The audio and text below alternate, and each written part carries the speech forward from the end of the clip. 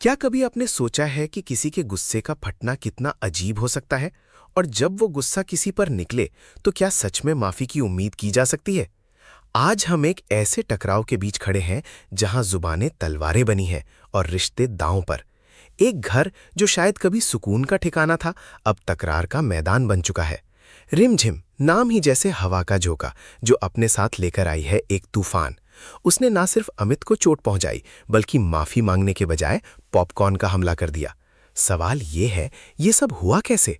और सबसे अहम, इस घर के बड़े कहाँ हैं? हमें उनसे बात करनी है। रिमझिम का ये अंदाज, यकीन मानिए, ये चौंकाने वाला है।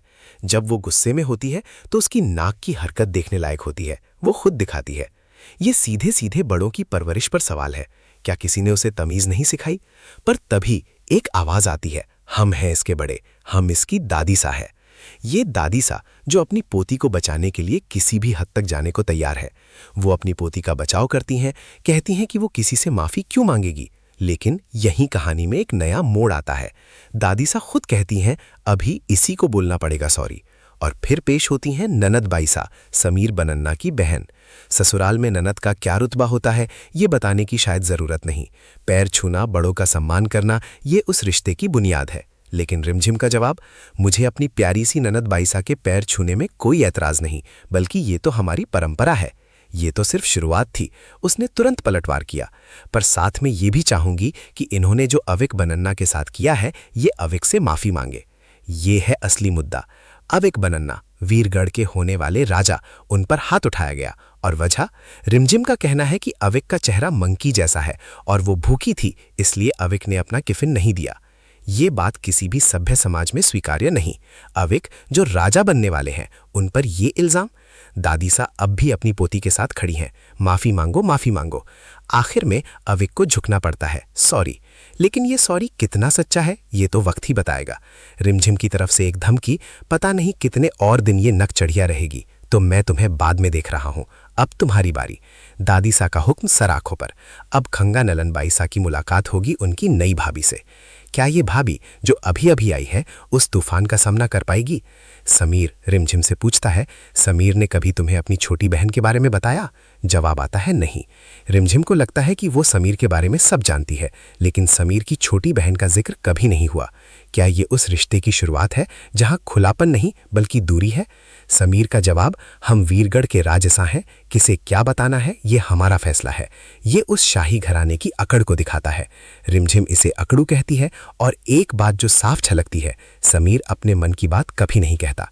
वो बस काम, लैपटॉप, गुस्सा, मानो उसके दिल पर ताला लगा हो। रिमझिम को लगता है कि उसे अपने लैपटॉप से शादी कर लेनी चाहिए। गुस्सा उसकी नाक पर 24 घंटे रहता है। वो बस बहाने ढूंढता है, रिमझिम से गलती हो और वो गुस्सा कर सके। और हंसना जैसे उसके शब्दकोश में है ही नहीं। वो एक मशीन जैसा है जहां भावनाएं नाम की कोई चीज नहीं। लेकिन यही तो कहानी का असली पेच है। समीर का अचानक जवाब, क्या कहा तुमने?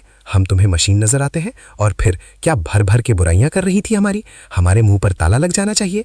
हमारी शादी किसी लैपटॉप से होनी चाहिए थी? हाँ, हम बहाने ढूंढते हैं तुम पर गुस्सा करने के? रुको बालम किरिया बालम। ये पलटवार, ये गुस्सा, ये स्वीकारोक्ति, क्या ये दर्शाता है कि समीर में भी भावनाएं हैं, या ये सिर्फ एक और चाल है? वो कहता है, हम जानते हैं कि हमारे अंदर बहुत सी कमियां हैं और उन कमियों को सुधारने का काम हम तुम्हें देते हैं। अब उसके लिए अगर तुम्हें हमें सजा देनी पड़े तो दे। ये मामला सिर्फ एक पारिवारिक झगड़े का नहीं है, ये सत्ता, परंपरा और आधुनिक सोच के बीच की जंग है। वीरगढ़ के शाही खानदान में जहां हर कदम पर नजर रखी जाती है, रिमझिम का बेबाक अंदाज एक चुनौती है। क्या वो इस शाही महल में अपनी जगह बना पाएगी, या ये तूफान उसे बहा ले जाएगा? क्या समीर अपने दिल के दरवाजे खोलेगा, या हमेशा की तरह वो खुद को छुपाता रहेगा? आने वाले दिनों में हम देखेंगे कि रिमझिम कैसे इस मशीन को पिघलाती है। क्या वो उसे हंसी सिखा पाएगी, या खुद इस ठंडे माहौल में जम जाएगी? मेरी भविष्यवाणी, रिमझिम का ये अंदाज समीर को बदलने पर मजबूर करेगा, भले ही वो अभी इसका कितना भी विरोध करे। लेकिन ये सफर आसान नहीं होगा। अंत में याद रखिए, सबसे सख्त ताले भी सही चाबी से खुल सकते हैं। क्या रिमझिम समीर के दिल की वो चाबी बन पाएगी?